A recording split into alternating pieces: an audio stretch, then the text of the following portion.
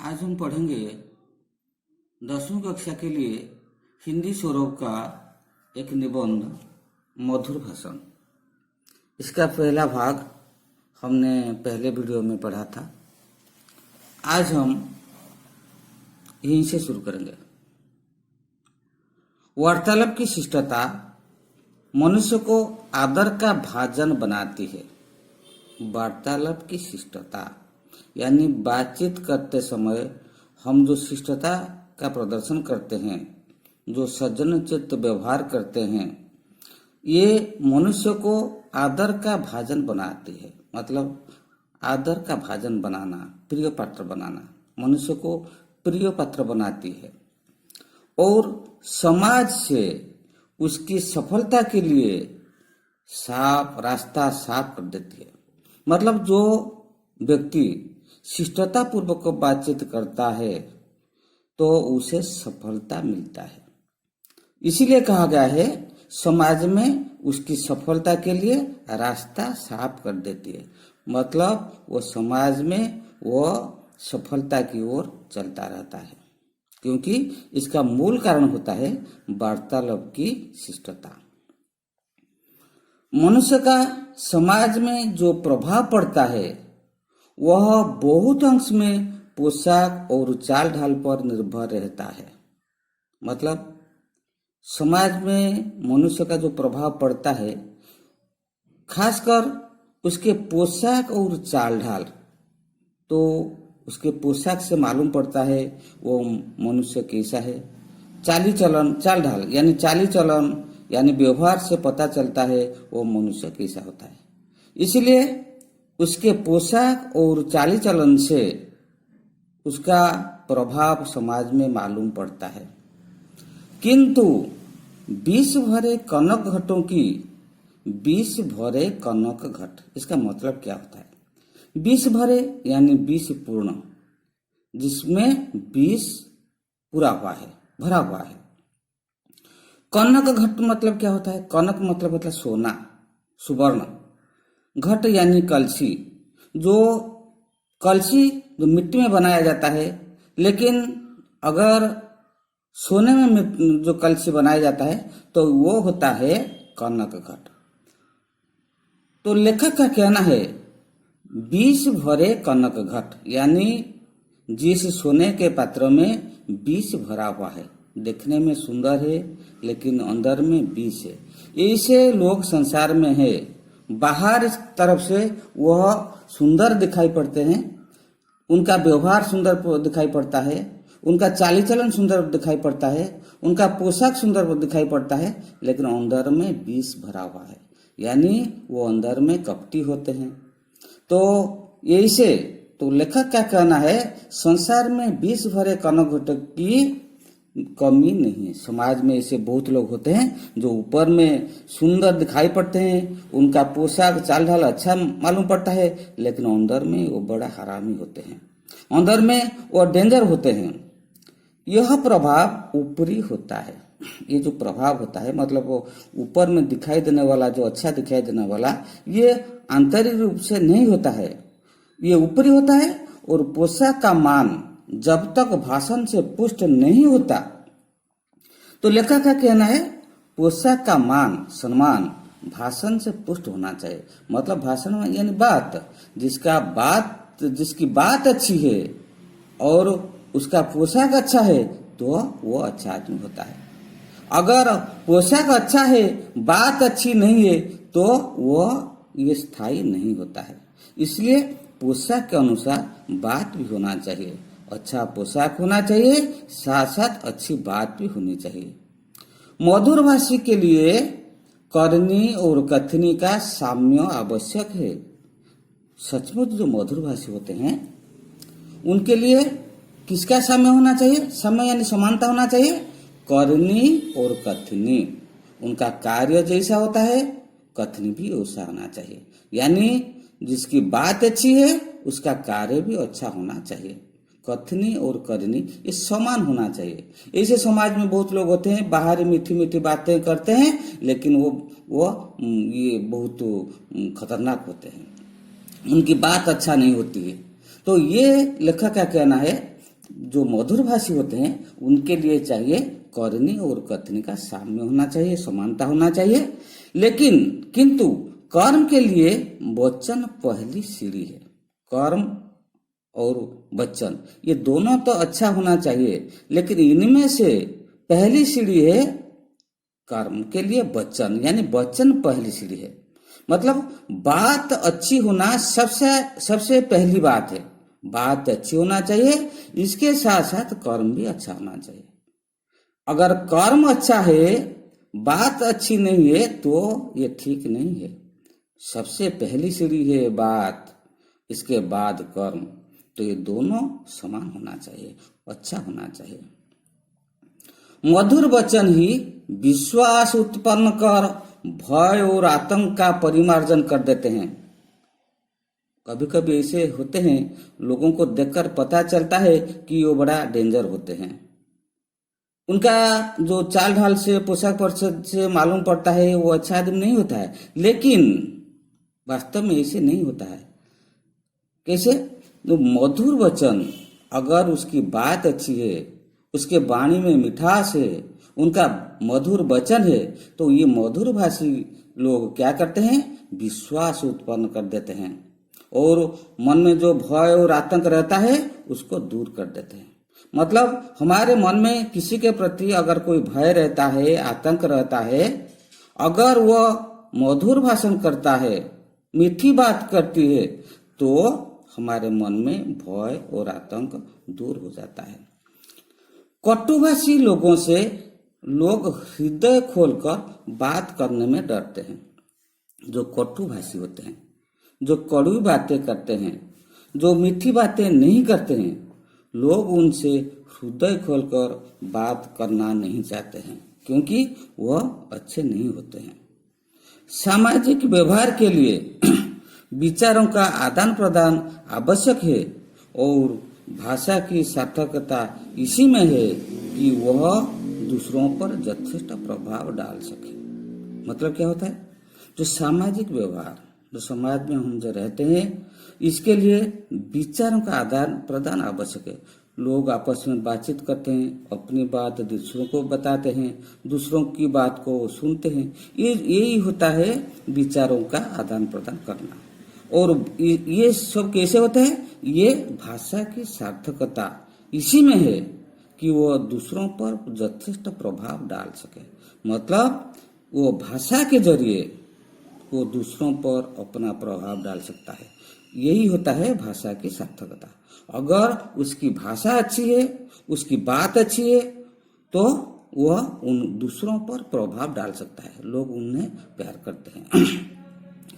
जब बुरे वचन आदमी को रुष्ट कर सकते हैं, बुरे वचन जो बुरी बात है, तो वो आदमी को रुष्ट कर सकते हैं। रुष्ट करना, क्रोधित करना। अगर हम बुरे वचन बोलेंगे दूसरों से तो लोग क्रोधित हो जाएंगे, रोष करेंगे।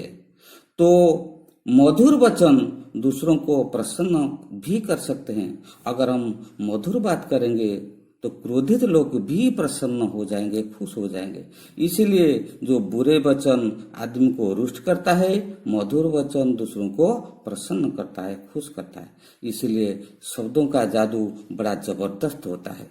तो शब्दों का जादू बड़ा जबरदस्त। ये शब्द ऐसा है जो जादू जैसा काम करता है, मैजिक जैसा काम करता है। जैसे मैजिशियन एक चीज को दूसरे चीजों में बदल देता है, तो उसी प्रकार शब्दों के माध्यम से हम दूसरों पर प्रभाव डाल सकते हैं। इसीलिए कहा गया है शब्दों का जादू बड़ा जबरदस्त होता है, बड़ा बलवान होता है। मधुर वचन के साथ यह भी आवश्यक है कि उनके पीछे टकसली भाव भी हो, नहीं तो मूल्यम्य की सिक्कों की भांति वे बेकार रहेंगे। मधुर वचन के साथ, मधुर वचन तो हमको बोलना चाहिए और इसके साथ साथ हमको क्या करना चाहिए? उनके पीछे टकसली भाव यानी सच्ची भावना। टकसली भाव यानी सच्ची भावना। उनके पीछे सच्ची भावना होना चाहिए। हम मधुर बात करते हैं लेकिन हमारी भावना अच्छी नहीं है, बुरी भावना है, विषैला भावना है, तो ये ठीक नहीं है। तो मधुर वचन के साथ साथ सच्ची भावना भी होना चाहिए। अगर सच्ची भावना न हो तो क्या होगा ना, मुलम्मे के सिक्कों की भांति, ये जो नकली मुद्रा कॉइन, जो जो नकली मुद्रा यानी जो कॉइन होता है, नकली कॉइन, हम जो पैसे हम देखते हैं, अगर वो नकली होता है हम इसे फेंक देते हैं। नकली मुद्रा कोई नहीं ग्रहण करता है, उसको फेंक देते हैं, वो बेकार बन जाता है। उसी प्रकार अगर हमारा वचन मधुर है, अगर उसके पीछे सच्ची भावना नहीं है तो हमारी भावना बेकार हो जाएगा, मुलम्मे के सिक्कों की भांति बेकार हो जाएगा, नकली मुद्रा के भांति वो बेकार रह जाएगा। इसीलिए बेकार न करने के लिए चाहिए मधुर वचन और सच्ची भावना, ये दोनों चाहिए। हृदय की मलिनता और मधुर वचनों का योग नहीं हो सकता है। हृदय में मलिनता है, कलुष भावना है, पाप की भावना है, विषैला भावना है। हृदय में पाप की भावना, विषैला भावना है और वचन भी मधुर है, ये दोनों का योग नहीं हो सकता है। क्योंकि मधुर वचन के साथ साथ हृदय भी साफ होना चाहिए। लेकिन हृदय में विषैला भावना है, पाप की भावना है और अच्छी अच्छी बातें करता है, तो ये इनका योग नहीं हो सकता है। तो इसीलिए हमको चाहिए तो हृदय साफ और वचन मधुर, ये दोनों होना चाहिए। इसीलिए कहा गया है वचन के अनुकूल जब कर्म भी होते हैं, वचन के अनुकूल कर्म होना चाहिए। मतलब जैसा वचन वैसा ही काम होना चाहिए। वचन अच्छा होना चाहिए, काम भी अच्छा होना चाहिए, तभी तो मनुष्य बंध्य बनता है। बंध्य बनता है, पूजा के योग्य बनता है। लोग सम्मान करते हैं, किसको सम्मान करते हैं, किसको पूजा करते हैं? जो आदमी वचन के अनुकूल कर्म करता है, मतलब अच्छा वचन बोलता है, अच्छा कर्म भी करता है, तभी वही मनुष्य बंध्य बनता है। मतलब सभी लोग उनको पूजा करते हैं, मानते हैं, सम्मान करते हैं। इसीलिए पूजा के योग्य वही बनता है जो वचन के साथ साथ अच्छा कर्म भी करता है। मन, वाणी और कर्म का सामंजस्य ही मनुष्य को श्रेष्ठता के पद पर पहुंचाता है। मन, वाणी और कर्म, इसका सामंजस्य होना चाहिए, समानता होना चाहिए। जैसा मन होता है वैसा वाणी होता है, वैसा कर्म होता है। मतलब अच्छा मन, अच्छा वाणी, अच्छा कर्म, ये तीनों का सामंजस्य ही मनुष्य को श्रेष्ठता के पद पर पहुंचाता है। अगर मन अच्छा है तो बात अच्छा नहीं है, अगर बात अच्छी है, अगर कर्म अच्छा नहीं होता है तो मनुष्य श्रेष्ठता के पद पर नहीं पहुंच सकता है। इसलिए मनुष्य श्रेष्ठ बनने के लिए ये तीनों का अच्छा होना चाहिए, मन, वाणी और कर्म, इसमें सामंजस्य होना चाहिए, मतलब समानता होना चाहिए, मतलब सभी ये तीनों चीज अच्छा होना चाहिए। फिर भी वचनों का विशेष महत्व है। तो मैंने कहा था कि मन, वाणी और वचन, ये तीनों में समानता होने में भी सबसे आगे रहता है वचन। वाणी सबसे आगे रहता है, क्योंकि वचन का विशेष महत्व, जिसका वाणी अच्छा होता है, जिसकी बात अच्छी होती है, तो उसका अगर इसके साथ साथ उसका मन और कर्म अच्छा है तो वो मनुष्य श्रेष्ठता के पद पर पहुंच जाता है। तो सबसे पहली सीढ़ी है, मैंने कहा था, जो बात यानी वचन सबसे पहली सीढ़ी है। क्योंकि एक कटु वचन सारे किए धरे पर पानी फेर सकता है। अगर हम एक कटु वचन बोलेंगे, हम सारे किए धरे पर, मतलब सारे अच्छे कर्म पर पानी फेर सकते हैं। मतलब हम जितना अच्छा कर्म करते हैं, फिर भी अगर एक कटु बात हम बोलते थे, हमारा सभी अच्छा कर्म बेकार हो जाता है। इसलिए जो वचन का महत्व सबसे महत्वपूर्ण होता है समाज में।